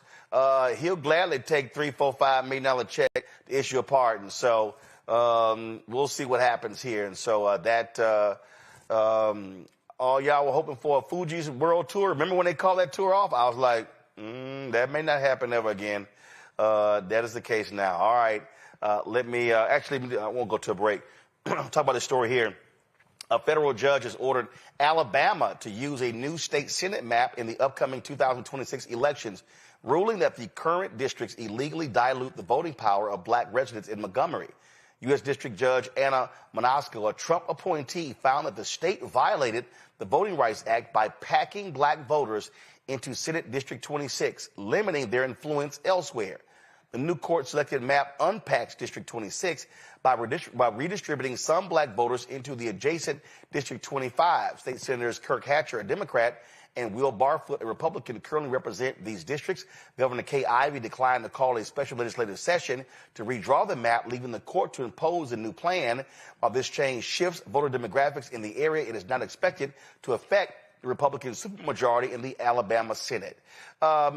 In North Carolina, a 3-judge panel in North Carolina recently heard arguments regarding a lawsuit challenging the state's new congressional maps. The lawsuit alleges that Republican lawmakers redrew the district lines to dilute black voting power, specifically by dividing a long-standing black opportunity district in eastern North Carolina, that's the one Don Davis has, in order to secure an additional GOP seat. Deborah Dix Maxwell, president of the North Carolina NAACP, highlighted the urgency of advocating for federal representation. Legal experts indicate that the plaintiffs will need to demonstrate intentional racial bias in the process of drawing the maps. With the candidate filing deadline approaching on December 1st, a court ruling is expected soon. Greg, I want to go back to the Alabama Senate map. Mm-hmm. And this is what I kept trying to explain to people, why that Louisiana case is so important. And if the Supreme Court rules in favor of the plaintiffs and they say race can't be used, what that is going to unleash, it is going to unleash potentially 12 to up to 30 CBC and Latino seats wiped out. But it's going to then be cascading downward. It's going to impact state races as well, local races. And we're seeing right here in Alabama, again, federal judges and a Supreme Court rule creating the opportunity district that Shamari Figures is in. Now you're talking about this right here. Look, the supermajority in Mississippi was broken because a federal judge ruled that black folks were being screwed over. So the reality is that black power in the South is on the precipice of being wiped out because these right-wingers want to destroy Section 2 of the 1965 Voting Rights Act. No, they absolutely do. But, you know, it is interesting, isn't it, Roland? None of this is written in stone. None of it is written in stone. Certainly, it's very encouraging to see the 3-judge panel in Texas, as you've been reporting, say that this is a racial gerrymander. Of course, it's now going to go directly to the Supreme Court because in those instances, you have 2 district court judges and 1 appeals court judge that make those rulings when it comes to an issue like gerrymander, and then it's going to go straight to the Supreme Court. But, of course, the fact that you had both a Trump appointee and a Reagan appointee as 2 of the 3 judges in Texas really gives some encouragement. And the fact that this is a Trump appointee in Alabama certainly sends a message. All of those judges that Trump appointed, he didn't know any of their names. He wouldn't pick them out of a lineup. He was given lists by the Federalist Society.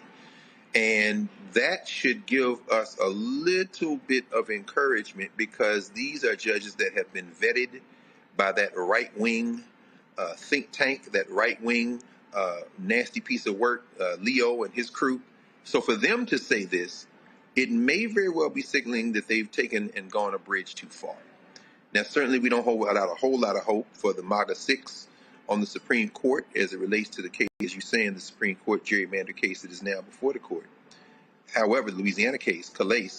However, it could very well be that they may apply the brakes, if for no other reason than if you completely destroy Section 2 of the Voting Rights Act of 1965, they've got to know that this may very well become an issue in the midterm elections, and it will become an issue that could ultimately lead, if the Democrats can capture the House, capture the Senate, and capture the presidency 2 years later, to expanding the number of people on the court. I think if we look back in 2 years and see such a thing begin to be in the pipeline, a great deal of it will be because these decisions that are coming out now. And we got to wait on the Supreme Court. But I tell you, man, I think they may be now signaling that it might be better to compromise with these black folk and compromise on some of this stuff than go so hard in the paint that the white lash and the backlash leads to them losing everything. So it is a very interesting development today. Again, what it goes to show you is they want to go after. I can't say this enough, Reese, to the people who don't get it. They want to go after everything black. And people need to wake up and understand what's going on. They understand that if you attack and eradicate black political power, you're impacting black economic power. You're impacting it in education, nonprofit. It cascades all the way. So there's a reason that we are being targeted. Well, absolutely there is. And we've always been in the bullseye. But I think to Dr. Carr's point, they recognize that we are at a precipice where they can go balls to the walls all the way off the deep end, but doing so at a time of great economic peril with great dissatisfaction and disillusionment within the country could backfire in very violent ways that I don't think that they're prepared for. I think that some of the people in this administration, by moving into military officer housing that they have no business being in, is kind of anticipating a bigger response to their policies and the results of the things that they're putting in motion. But I don't think that the judges are quite prepared to go that far. So we'll see whether or not these judges and up to the Supreme Court are prepared to go all in with the circumstances that we're in now. My inkling is that they might understand that preserving, we're talking about one black here, one black there, a couple of blacks, let's have our little 12 blacks stay in Congress and keep people just a little bit more calm, a little bit more chill, versus going all the way over on the other side where people realize, like, well, hey, I don't actually have citizenship. I don't actually have the ability to influence who has power over the area that I occupy. So maybe I have to go about this a different way. And I don't think that anybody wants that. And I've been saying for years that I certainly don't want that.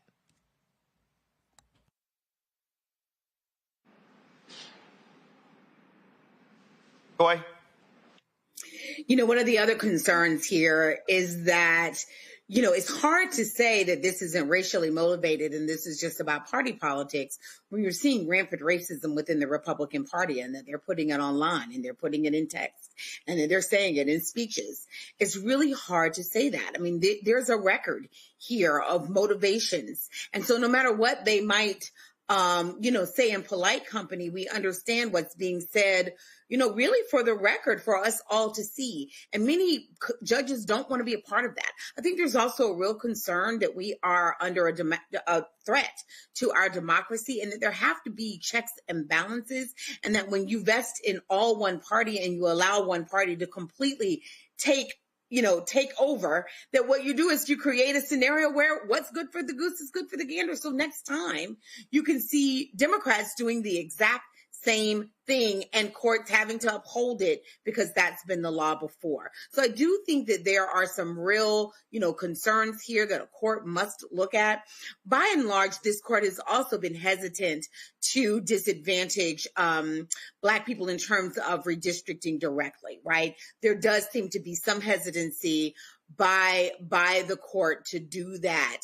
And so we'll see that with us, this traditional group, when they're seeing that there is a real targeting of us, that there might be some pause. Certainly we've seen it at the lower court level.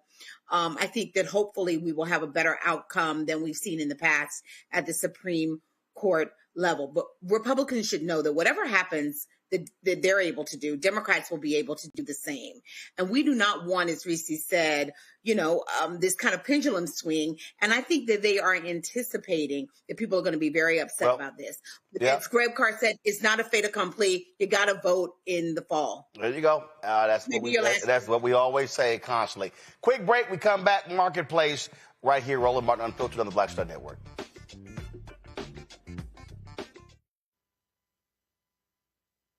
Are you ready for the holidays? This week on A Balanced Life with Dr. Jackie, we're talking about all things anxiety and the holidays, whether it's performance anxiety, presence versus presence, making certain that everybody in your space understands the boundaries and how to respect your home. This week, we're talking about those things that will allow you to have a peaceful holiday season. It really is not about perfection. It's really about the house feeling warm and cozy and peaceful. You don't have to like everybody, but what you can do is be cordial in those environments. That's all this week on A Balanced Life with Dr. Jackie here on Black Star Network.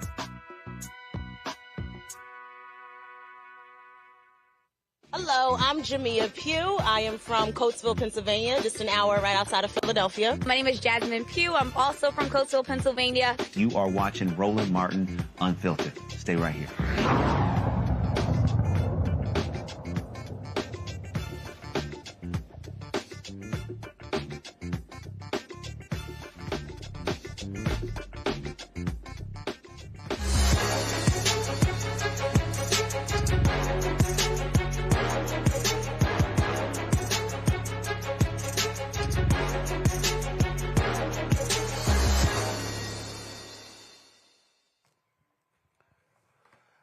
Thanksgiving is next week, but y'all already know Christmas stuff is already out. Tonight we have some holiday cheer with Christmas in Color. Becky Goodlow, the creative owner behind this vibrant brand, offers culturally inspired decor that brings warmth, joy, and representation to your celebrations. Becky joins us from Atlanta. Becky, how you doing? I'm good. How are you doing? Doing great. All right, so how did this whole thing start? How did you start with doing Christmas decorations? So we started the company in 2010, so it's been 15 years. And we started because we couldn't find any decorations for our own house that had brown skin. And we had two nutcrackers, actually 3-foot tall nutcrackers that were a gift from a friend of my parents.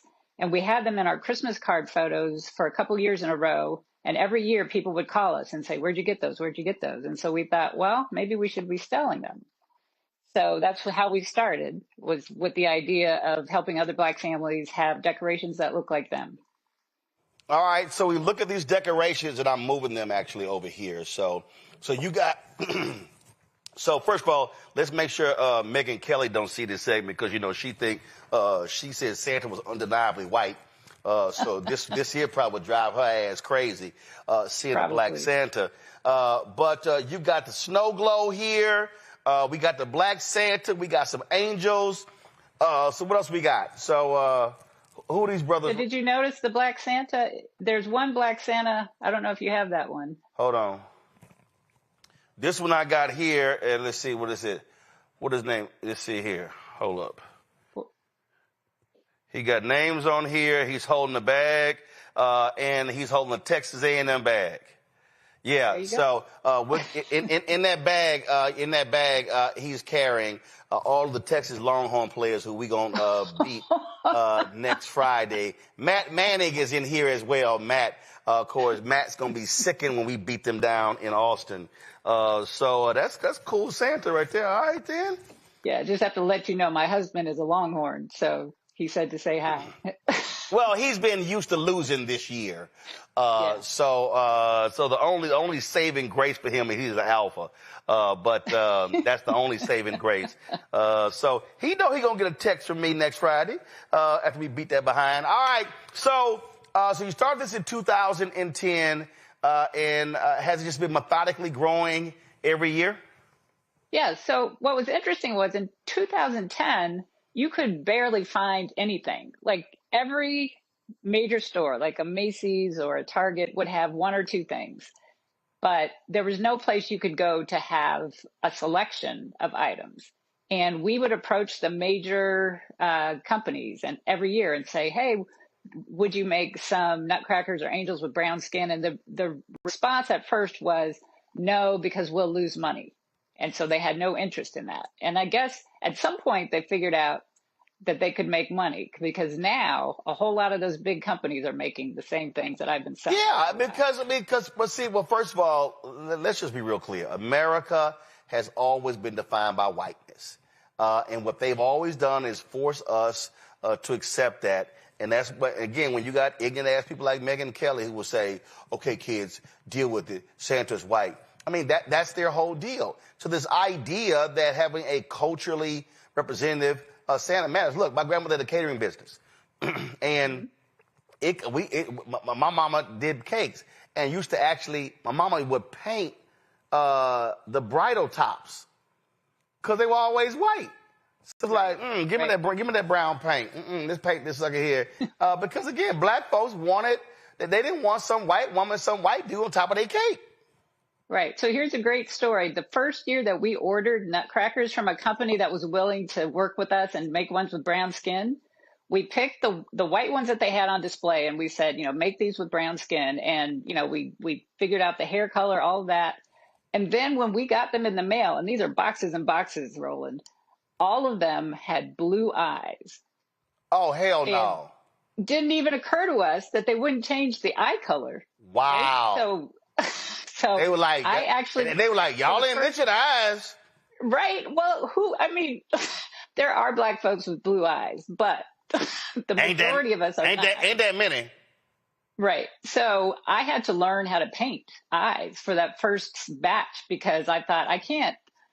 At first we were like, oh, we could sell these and then the next order, but there's no way. So I had to learn how to sit there and paint the eye. How many did you have to paint?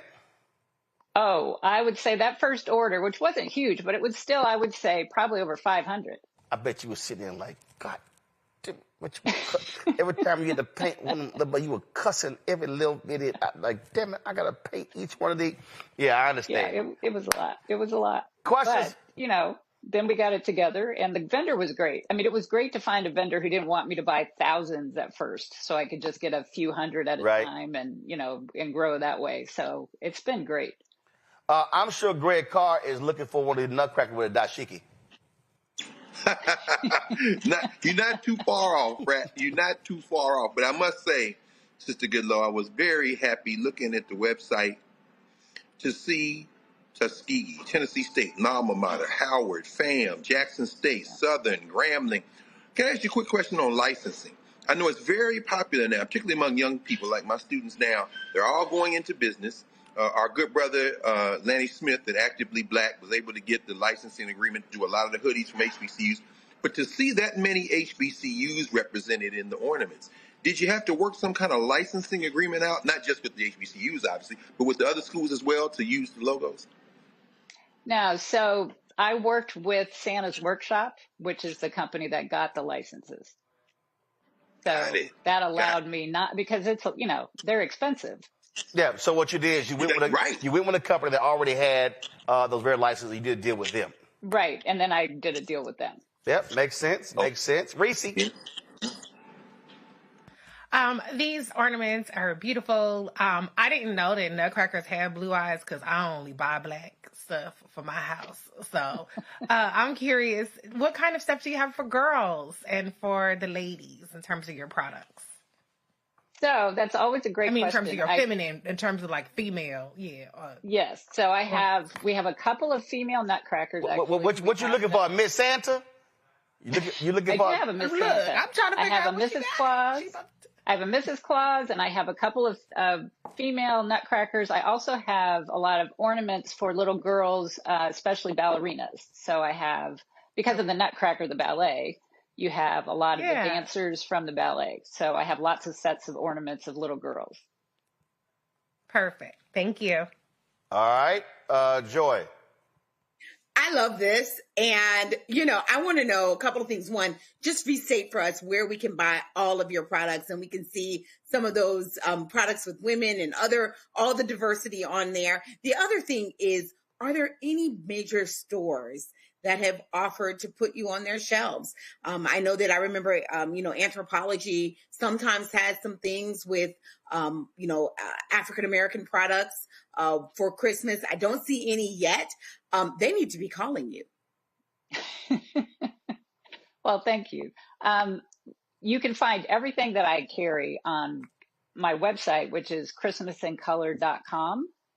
And that shows I have, I think, over 140 products. So that way you can see all of them. It's hard to show all of them at once, but I went with just a sample so that you could see the different kinds.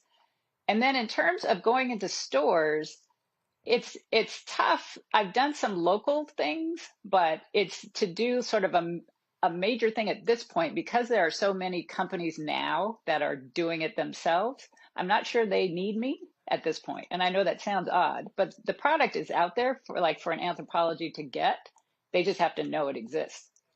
Gotcha. All right, then. Well, listen, folks, if y'all want to check out all of the products, simply go to shopblackstarnetwork.com.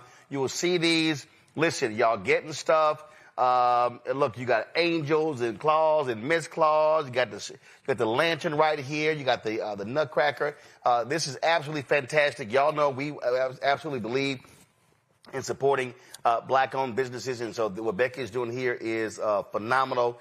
And so again, go to shopblackstarnetwork.com, shopblackstarnetwork.com to check it all out. We have them right there on the website. Christmas in color. And so, and in fact, y'all get gifts. Y'all can actually make this actually a Christmas gift for somebody else. And so y'all can hook them up. So y'all should go to the site now, buy the stuff down. So when y'all getting ready for Thanksgiving, some of y'all gonna be putting up y'all trees the next day or on the weekend. Boom, you can already crack all your stuff out and get ready for the Christmas season. Becky, anything else? I just wanted to say thank you for having me, and also thank you for doing this segment, because there's so many people who do want to shop with Black businesses. So it's nice to have a place to go to have actually a huge list of companies that are owned by Black folks. Well, that's why we started this from the beginning. And when we launched this show, we always had a marketplace segment to feature Black-owned businesses. And so that's why we're doing it. And that's the difference when you own it versus when you working for somebody else. That's right. All right. That's right. Thank you so much. I appreciate it. Thanks a lot. And tell your husband, saw horns off. Saw horns off. But I will pass that along. Hey, Greg, husband, he's a fellow alpha, but I want him to be in immense pain the day after Thanksgiving. Oh, man. So I say, brother, y'all choose violence, man. Y'all be choosing violence down there in Texas. Yes. Saw horns off, is that? Yes, saw horns off. Absolutely. So that's how we do it. All right, Becky, thanks a lot.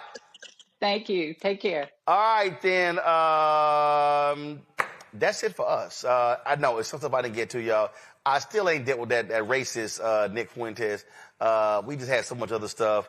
But that bigot, he's going to be there for quite some time any damn way. So we'll deal with him.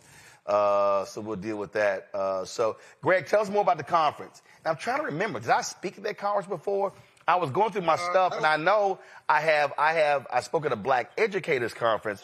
I'm trying to think, did I speak at the Black Male Educators? I'm not sure, but go ahead. No, I don't think so. The Center for Black Educator Development, good brother Sharif El-Mekki here in Philadelphia. This conference, I forget now, maybe in like 14th year, but now over 1,000 folks, I mean, maybe closer to 2,000, convened at the Lowe's Hotel here in downtown Philadelphia. Women, men, but mostly male educators and young people too. A lot of young people here under 30.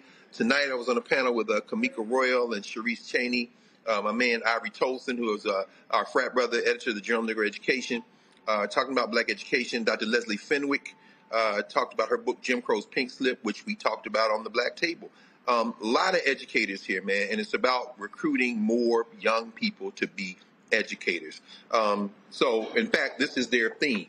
We need Black teachers. This is the mantra. In fact, Roland, like I said, I've been going 1,000,000 miles a minute, but I saw a couple of the cats who teach the AP African American Studies course around the country. The last time I saw them was actually when we did the Black Table session, and they were like, "We're gonna do Black Table again." I was like, "Roland been telling me, man, we got to do it, so we got to come together." So I'm gonna schedule them, and we're gonna do another session with them, the AP African States teachers. But man, I tell you, everybody here, they like, tell Roland, Black Star Network is what we need. We're all supporters. We watch. Some of them watching right now, I guarantee you. So it's an annual thing. Next year, man, we got to get you up here. It's always right before Thanksgiving, that weekend before Thanksgiving here in Philadelphia. All right. Well, let us know. We'll think about it. Reese, what you got coming up on Saturday? We'll see. It's a lot going on. But I tell you what I have coming up every day. My Am I Tripping game and my Sounds About Right game. Since we talk about Black business. Yo, what? I hook it up for the holidays. Am I Tripping? This is the second edition. Oh, Am I Tripping? got it. Girl, and my Sounds About Right game. Look like some Rice Krispies. I'm like, what's she holding up? What? No. AmITrippingGame.com is where you can get my games, okay, for that holiday fun. All right, then. Well, Greg, Reese, Joy, I appreciate y'all being on today's show. Thank you so very much. Folks, that is it for us. It's a whole lot going on. We are staying on top of this. And again, our goal is very simple. That is to cover the stories and the issues that matter to our people. That's what stands out to us. That's what we do. That's why we do what we do. We're not here to ask anybody's opinion. We ain't asking them permission. We're going to talk about what we want to talk about. And that's the way we roll. And so your support is crucial to us being able to do that. And so we want you to continue to support us in every way. If you want to join, matter of fact, I asked Keenan last night, our donors, we exceeded 35,000. A bunch of y'all have sent me checks. I picked them up from the post office today. I'll be opening those envelopes. So just letting y'all know. But we've got more than 35,000 donors, more than 150,000 downloads of our app. We got a lot of things going on, and don't forget, we made changes to BlackStarNetwork.com, and so now when you go to the website, you can see these stories. You can go to my iPad. Come on, so you now see this is the new look of BlackStarNetwork.com. How we have all of this information on here, broken down with politics, news, our latest videos, our shows. Also, a much easier way for you to donate. So you can it's right there. You can go to the site and you see right here how you can donate. The mailing, Keenan, let me know where the mailing address is. Maybe we should put it right here below there as well. So all that's on here, folks. And again, we use a black-owned company, Quantity out of Los Angeles, to redo our website. And so we appreciate all of their work. Again, if you want to contribute to us via Cash App, use the Stripe QR code. You see it right here in the bottom left-hand corner. That's also for credit cards. Also, PayPal's R Martin Unfiltered, Venmo's RM Unfiltered, Zelle, Roland at RolandSMartin.com, Roland at RolandMartinUnfiltered.com. Check the money order. Make it payable to Roland Martin Unfiltered, P.O. Box 57196, Washington, D.C. 20037 7-0196. Download the Black Star Network app, Apple phone, Android phone, Apple TV, Android TV, Roku, Amazon Fire TV, Xbox One, Samsung Smart TV. Be sure to get a copy of my book, White Fear, How the Browning of America is Making White Folks Lose Their Minds. Available at bookstores nationwide. If you want to get our Black Star Network, Roland Martin Unfiltered swag, go to shop.blackstarnetwork.com. We've got our T-shirts. Don't blame me, I voted for the black woman. Hoodies, wall art, mugs, and more. All right there. Shop.blackstarnetwork.com. You see all these products right here. You can support as well. So check it all out. We've got toilet paper, Leafy. We've got smocks right here. We got backpacks. We've got skincare, cupcakes, chips. We've got stuffed animals. We got art, HBCU shirts. We got crossword puzzles. We got all this sort of stuff. We got, of course, journals. We've got fragrances, gem wraps, and of course, you got right here all of the Christmas in color stuff as well. All of that, shop.blackstarnetwork.com. And do this in a favor as well, y'all. No. Right here. Do a screenshot. Do a screenshot right now of this here. And so do a screenshot. Let me smile. Okay. So do a screenshot, and I want y'all to share it. Now, Anthony, give me a wide shot. Come on, give me the wide shot. Thank you. All right, so do a screenshot. So I want y'all to share this. Post it on social. Tell people to go to shopblackstarnetwork.com. You are supporting Black-owned businesses. This business, we get a proceed of the sales. So you're supporting this show. When you buy for these products, you're supporting this show and these Black-owned businesses. We have to be able to learn to help with each other, utilize our resources together. And so please do that. Don't forget, download the app Fanbase. Also, if you want to invest, they've raised $13.8 million. The goal is $17 million in the Series A fundraise. Once it closes, it's done. And so go get more information at startengine.com/fanbase. Startengine.com/fanbase. Startengine.com/fanbase. All right, y'all. That's it. I got to go. I'll see you tomorrow. Shout out to my cousin, Trevor Cobb. Today's his birthday. That's it, folks. I'll see y'all tomorrow right here, Roland Martin Unfiltered on the Black Star Network. Holla!